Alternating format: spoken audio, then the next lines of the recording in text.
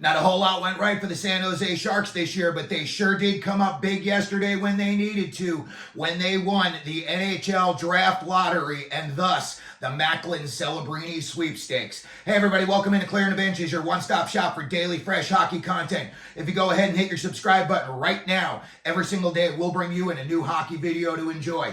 Well, yesterday San Jose Sharks won the #1 overall pick in this year's draft coming up in just a few short weeks at the Sphere in Las Vegas, and without a doubt they are going to take Macklin Celebrini. Celebrini has been compared to Jonathan Toews, and as we all know, Jonathan Toews was a very meticulous player. He wanted every guy on his team paying attention to detail, and he was a leader. And from everything I've heard, Macklin Celebrini is the same type of person and player. So San Jose's got a bunch of kids already coming up with Will Smith, and they've got Eklund. They've got some serious firepower now up front, and they're going to start winning games this year that people may not have thought that they would win. Next up, we've got the Chicago Blackhawks. Last year, they won the Connor Bedard sweepstakes, and this year, I'm just going to say, they're winning the Artyem Levshunov sweepstakes. This kid out of Michigan State is a defenseman, and he is a force at both ends. This kid can shut you down, and this kid can light you up. He is just the real deal, and I would be shocked if he didn't go second overall. I know there's some very intriguing players and names in this draft, but I think this kid is the total package as far as defensemen goes. So I'm going to go ahead and say the Blackhawks are going to take Levshunov second. Anaheim, they just made that big trade with Philly, and they sent out Jamie Drysdale, and from every big prospect person, they are all saying that Zeev Buium is this year's Cale Makar light. He plays on Denver, and we saw they just won their 10th NCAA Men's Ice Hockey Championship. They are #1 all-time NCAA. They passed Michigan. They were tied with 9. This kid is a force. And I could see Pat Verbeek looking to build out from the back end again. They've got a lot of young stars up front with Carlson, McTavish. If they hold on to Zegras, they got Troy Terry. Those kids can all find the back of the net. Now they're going to need to bring it from the back end as well. And I couldn't see a better matchup for Anaheim than Zeev Buium. So I think he's going to go 3rd overall.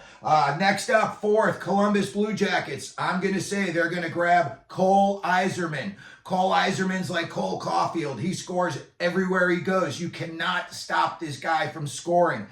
He's got a little bit more of an NHL body. He's a little bit robust. He's like, 5'9", or 5'10", I believe, but he's closer to around 200 pounds. So he's very solid. And again, Columbus needs scoring big time. They got to pull themselves out of whatever rut they're in right now. And a guy, like Johnny Gaudreau, if he sticks around, he could benefit big time from playing with a guy like Yzerman, somebody who's got a skill set equal to his. Next up, we've got the Montreal Canadiens. And I am going to say that the Canadiens are going to take a big defenseman named Carter Yekemchuk. I think Montreal is getting to a point right now where they see that they could be winning in just a few short years, and they're going to need, a rough and tumble defenseman, somebody who throws the body, maybe somebody who intimidates a little bit, just a guy to let them know you're out there. When you're out there, you're going to have to keep your head up, and that guy is Yekemchuk. And I could see, Slavkovsky starting to come into his own. They could start to win pretty soon. And I think a guy like Yekemchuk in about 2 years could really make a big difference from them on the back end. Then we've got the Utah hockey team, formerly the Arizona Coyotes, and they have 0 defensemen signed as of now. These guys are all free agents. I think the 2 guys that they're going to sign and bring back in are Michael Kesselring, the big rangy defenseman. He's young. He was just a rookie this year. He's maybe like 22 years old. This kid's going to be good. He's going to be a solid D2, maybe, on Utah, D1. And the other guy I think they're going to bring back in is Sean Durzi. Durzi played really well from them. He didn't really have the offensive second half of the year they were hoping for, but they were in a big funk. The news came they might be moving. It just threw a monkey wrench into everything in Arizona. So I could see them going out and taking Sam Dickinson out of London. He's 6'2", 200. He's a Bill Armstrong type of kid. He plays physical. He's got good skills. He's got good breakout ability. He's just an overall good player. And again, you could see him even go higher than this in the draft. But I think if he would be available at 6, I would think that Utah is going to go ahead and grab him. Coming up next, we've got number 7 is the Ottawa Senators. And I think Ottawa is going to take Berkly Catton. This kid, if you haven't seen him, watch some of his videotapes. This kid is good. He's just like a little bowling ball out there. He is very, very skilled. He's not afraid to drop the gloves. He got in a fight with Iginla this year. And this kid can score. And I think Ottawa, I could see if they hold on to Brady Tkachuk, this kid and Brady Tkachuk in a couple of years could really do some damage. And I don't think, even though they were a huge dumpster fire this year, that Ottawa's that far from turning the page. So I could see Ottawa taking Berkly Catton with number 7. Next up, Seattle. They're having a little bit of issues right now. They've still got to name a head coach. They just had the whole thing with, the pseudo player revolt. Did it happen or didn't it happen? I think that they've got guys like Matty Beniers. They've got some skill guys. Shane Wright. I think that they need a big-bodied net front presence, mean guy in the corner, and I see them taking Caden Lindstrom if he is even still available. There's talk that he could go number 2 overall, depending on which, if Chicago likes him that much now. But again, Caden Lindstrom up in Seattle would be just what the doctor ordered for them. I think he would take some of the pressure off some of these other skill players, and he's going to draw defensemen to him. He's just that type of player. So I could definitely see Seattle taking Lindstrom. And then next, this is just like storybook material right here. You couldn't write a better script. Iginla on my draft is going to fall to the Calgary Flames. And they would burn that city down if they didn't take him. So I'm just going to say that Calgary's going to take Iginla, and nothing for nothing, but the apple did not fall far from the tree. When you watch the old man and you see this kid, you say in about 5 or 6 years, this kid could be just like the old man. And I mean, this kid can score. You just saw him in the game the other day in the big comeback win against USA and the U18s, and he was a big part of that. So I would think, they're going to run to the podium. They're not waiting to take the whole 5 minutes. They are running to the podium if Iginla is available at number 9 for the Calgary Flames. The New Jersey Devils, they're picking up next. I think, with some of the skill guys they've got, a little smaller up front with Bratt and Hughes. And I could see them taking 6'7" center Anton Silyev. This kid is good. I see him, and you see a guy who could take pressure off of Jack Hughes. When Jack Hughes comes over the blue line, he likes to do that little pull-up where he can get a wrist shot or a snapshot off, from right down the center. And a guy like Silyev could really, really create some space for Hughes and Bratt. So I could see that being the pick for them. And also, he's the type of guy that could be a shutdown guy as well. You could put him out there on your defensive, side of things in terms of like if you need another forward, is starting to light you up and you need to slow him down. Silyev is definitely the type of guy that could do that. So I could see the Jersey Devils making that selection.